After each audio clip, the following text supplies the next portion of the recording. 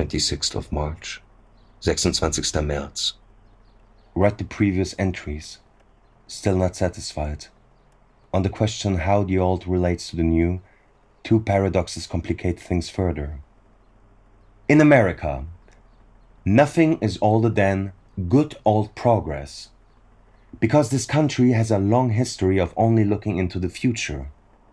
The pride Americans feel for the newness of their new world goes back generations. But there is no tradition of looking back. Interest in the old world, the Middle Ages, is only very recent. History is still undiscovered. Here, the past is something new. So, when a museum, let's say the Metropolitan Museum, acquires an old artifact, this is usually put on display as a new acquisition.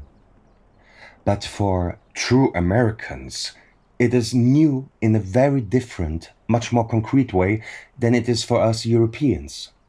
It's not just a museum object, it's also a newly acquired past, one that their parents had not yet known about or seen.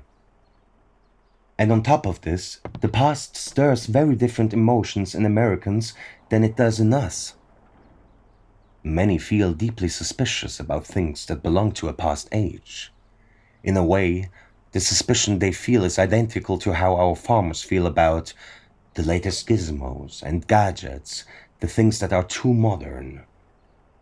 This reaction signals that Americans embrace the new, but distrust the old. Back in Europe, as is well known, right-wing politics explicitly try to cultivate reverence for the past, or at least their version of it.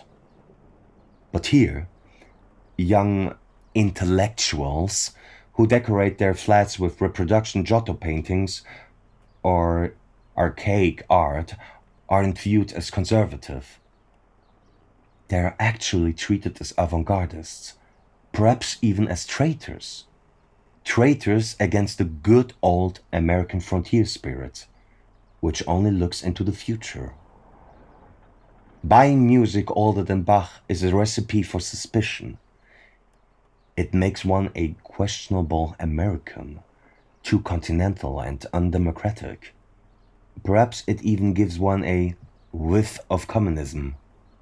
This seemed to be true for the FBI man who stopped me on the street today, to ask me if I always carry bombs in my trouser pockets or only on special occasions. To do so, they simply ask me what kind of books I own. Do you read stuff by a certain Hegel? Or what do you call him? To explain, in so-called intelligence circles, Hegel means Marx, and reading Marx means being personally bribed by Stalin. In the States, interest in the past is proof of a desire for subversion and revolution. Those who don't recognize this paradox will never be able to understand the anti-intellectualism that reigns here. This attitude towards genuinely old artifacts also shapes how Americans feel about the rummage we keep here in the palace. To us Europeans, it's just fake costume jewelry. To them, it is so much more. A gateway to the most fashionable, to the most recently acquired past. But wait, things are changing.